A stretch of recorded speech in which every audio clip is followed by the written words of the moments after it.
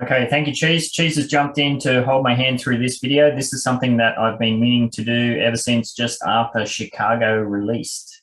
So thank you for jumping in, Cheese. You got it. Anything, brother? Do you know what we're looking at? Yes. We're looking at the Shameless house, which is pretty cool.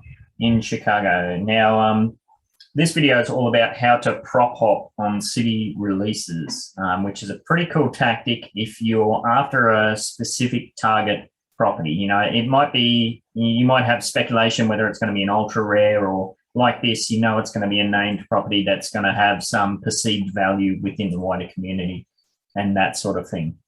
Now, there's a couple of ways to go about this if you're hunting in a newly released city.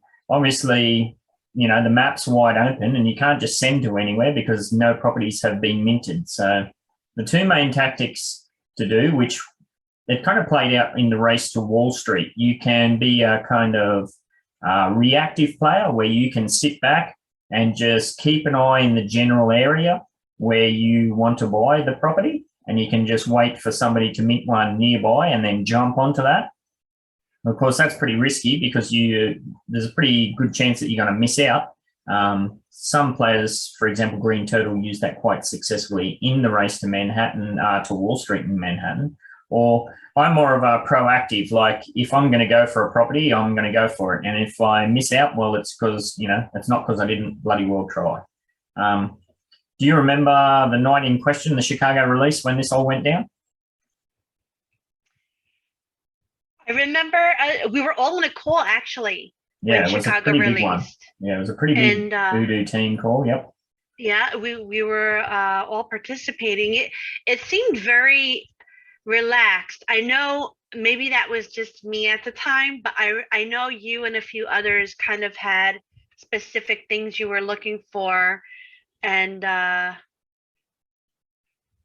yeah, you were very determined to get certain things. Yeah, well, I think because we'd done those sort of meetings with the UDU team before, like for Oakland and that, and we'd been burned a few times with all the disasters, I don't think anybody was too enthusiastic about it. But I think it was Ian X in the chat who mentioned this Gallagher house from Shameless. And, you know, I thought, oh, yeah, of course. Why didn't I think of that? Because I was a big fan of the show and watched all the eps and all that sort of stuff. So I shall show you what we checked into. Obviously, you know, we found out the address is 2119 S Homan Ave, which is the actual address on the map in Chicago within Upland. And if you search that address, there was just nothing anywhere close that was minted. So what I did was I jumped over. And this one here, this property by Up the Dale, this was the very closest property that was anywhere near the property that I was after. So yeah, it was quite a fair way to the left of here. But anyway, this was the closest one. So I immediately sent to here. And then this kind of prop hop strategy, it wouldn't work in a city like Nashville, unless you've got bags of money, because it's just going to eat up your budget by the time you actually get to the property you want. You probably blitzed all your account out, you know. So, but it did work in Chicago because even today the prices are so cheap. Like, can you believe that this is a tier 1 city and you can still mint properties for 5,000 UPEX? I know, it's crazy. It's kind of mental, really, isn't it? Anyway, so off we go. So, yep, I did a visit there. I landed there. And if you scroll out, you can see, oh, my computer's going to delay again. Go away. You can see here, I landed there, and then this is back in the good old days when we had a decent kind of Explorer range. So this property that I bought here, that was right at the very outskirts of my Explorer range. So I minted that one. And keep in mind, we knew that this property was going to be highly sought after and heaps of players were going to go for it. And everybody was there was a lot of players doing that kind of reactionary tactic where they were kind of waiting for something to kick off. So it was kind of funny. I minted this property, and the first thing I did was jack the price right up to 100 UPEX for a visit, because, you know, you want to give people a little bit of pause to think about these things before they jump on your trail. But almost immediately, players started landing on the property that I just minted. All of these ones that you see here, that come later. There was no other properties here. Mine was the leading edge property that got minted.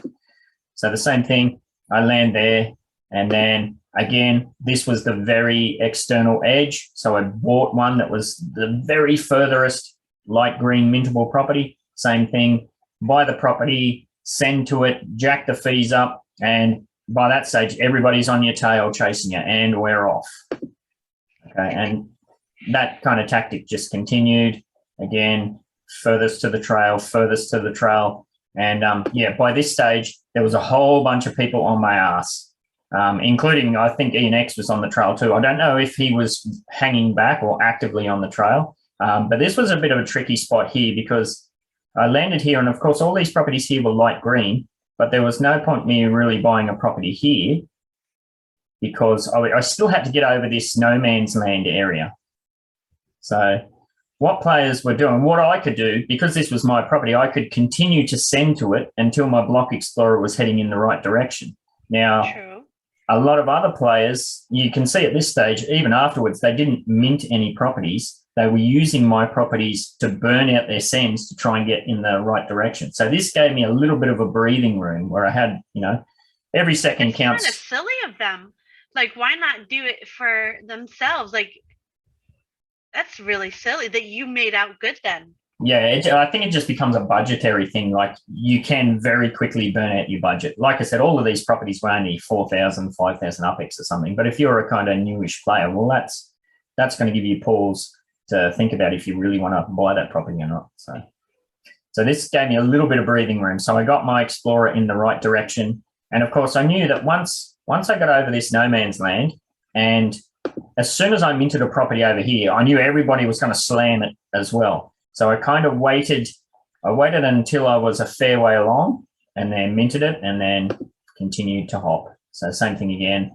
As we're getting closer to the target property, I started to be less concerned about getting to the furthest distance. I was just going as fast as I could. Land, mint. There was a couple of times I fat-fingered a property that was, 2 or 3 properties in of where I could have extended to, but I was just, on a mission. And yeah, I think we're getting pretty close to it now. Wow. So again, land, mint, off we go. And this is where the heart starts really pumping because you're scrolling ahead in the map to see it's still there. Nobody's minted it because, there's in city releases, there's explorers just randomly everywhere. And I was also kind of, as I was working my way towards it, I was also looking just in case somebody minted one somewhere around there and they didn't know, what the area was. So yeah, it was got the old heart rate up a bit. So yeah, continue, prop hop.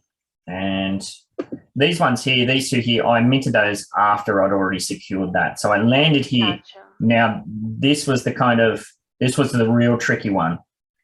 Everyone was on my tail here on this property, and I knew that if I tried to, and I hadn't reached the Explorer range wasn't at the Gallagher House target property yet.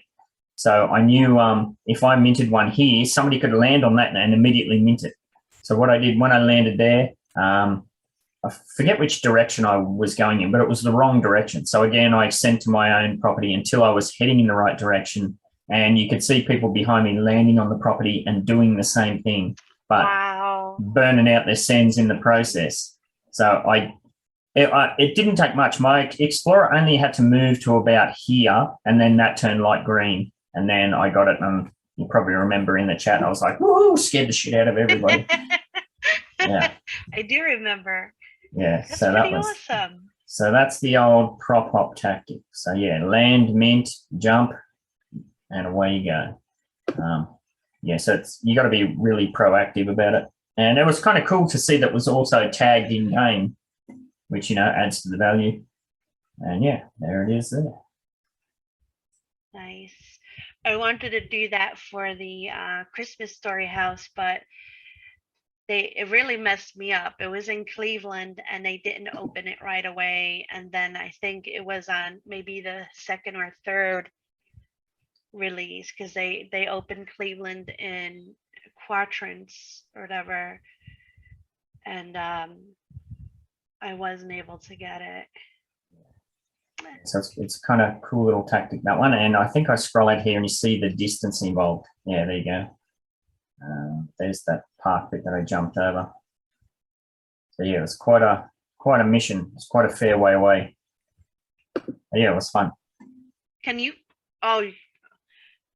go to your Upland map and show me like from what point to what point, like the distance? My computer will die if I try and do that, and I have to log in because I'm only mobile. But yeah, it was quite a significant distance. Oh look, you can see all the crazy videos I've been watching. Oh my god. Was that fish drinking soda can?